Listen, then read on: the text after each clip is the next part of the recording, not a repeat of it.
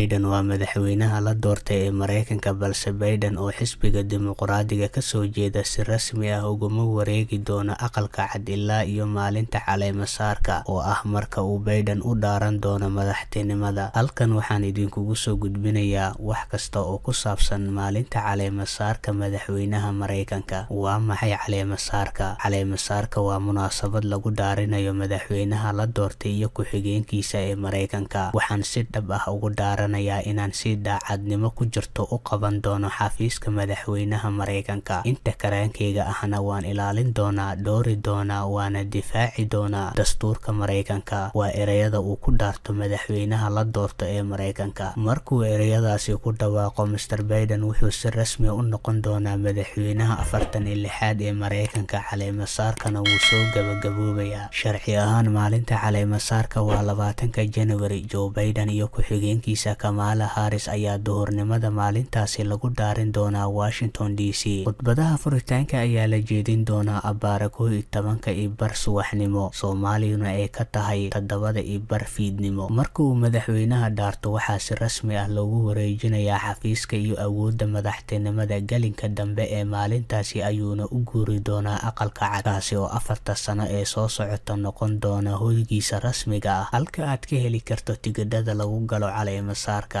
Haddii aad dooneyso inaad ka qayb gasho xafladda caleemo-saarka, waxaad marka hore u baahan tahay in aad la hadasho wakiilada ku sugan halka aad joogto. Xildhibaanada aqalka sare iyo xubnaha Koongareeska ayaa haya furayaasha. Mid walba oo ka mid ah wuxuu helayaa tigidho loogu talagalay inay qaybiyaan, balse sanadkan iyadoo kiiska COVID-19 ee dalka Mareykanka ay sare usii kacayaan, arrimuhu way ka duwan yihiin sidii hore. Kaliya ilaa iyo 1,000 tigidh ayaa la qaybin doonaa, halka markii hore ilaa iyo 200,000 oo tigidh loo diyaarin jiray xafladda rasmiga ah. Sanadkan xildhibaan walba waxaa wehelin doona oo loo ogol yahay inuu soo kaxaysto hal qof. Xubno ka tirsan Koongareeska ayaa haatanba soo gudbiyay foomamka ka qaybgalka oo ay ku xusan tahay digniin inaysan jirin wax damaanad qaad ah. Kooxda Biden ayaa si adag u dhiirigeliyay dadka inaysan u soo safrin Washington si ay uga qayb galaan munaasabadaasi, iyadoo ay jirto cabsi ah inuu fayrasku faafo. Marka ay xaaladdu caadi tahay, DC waxaa imaan jirtay 100,000 oo ah dadka u soo safra caleemo-saarka. Dadka qaar ayaa isweydiinaya maxaa caleemo-saarka loogu dhigaa January. Caleemo-saarka mar walba ma dhici jirin bisha January. Dastuurku wuxuu markii hore u asteeyay 4 bisha Maarjo inay noqoto maalinta ay hogaamiyaasha cusub la wareegayaan talada dalka. In maalintaasi caleemo-saarka ay noqoto 4 bilood kadib laga bilaabo marka ay doorashada guud ee November dhacdo ayaa waxaa lagu saleeyay waqtiga ay qaadanayso in la dhammaystiro codbixinta. Balse tan ayaa sidoo kale la micno ahayd in xilliga kala guurka waqtiga madaxweynaha xilka kasii degaya uu weli talada hayo ay aad u dheereed muddo kadib, iyadoo xilliga casriga uu fududeeyay tirinta codadka. Waqtigan dheer waa la bedelay wax ka beddelkii 20aad ee dastuurka oo la dhaqangeliyay sanadii 1933 ayaa lagu soo jeediyay in madaxweynaha cusub la caleemo saaro 20 bisha January. Marka ay dhacdo xafladda dhaarinta, waxaa sida caadada ah dowlatus lagu sameeyaa wadada Pennsylvania ilaa iyo aqalka cad. Sanadkan dadka munaasabada ka qaybgalaya iyo howlwadeenadaba aad bay u xadidnaan doonaan. Sida ay sheegeen kooxda Biden, munaasabadaha uu ka mid yahay dowlatuska dib ayaa loo dhigi doonaa sababa la xiriira fayraska corona. Ilaa iyo hadda ma cadda waxa uu yahay qorshaha looga badbaadi karo COVID-19 ee munaasabadaasi loo sameeyay. Waxaa caado ahayd in madaxweynaha xilka ka degaya uu daawado dhaarinta madaxweynaha cusub ee bedelaya. Arrintaasi hadda waxay noqon kartaa mid weji qalafsan yeelata. Hillary Clinton oo horey u ahayd marwada koowaad ee Mareykanka ayaa sheegayda oo madaxweynihii hore ee Bill Clinton ku wehelinaysay caleemo-saarkii Donald Trump 2 bilood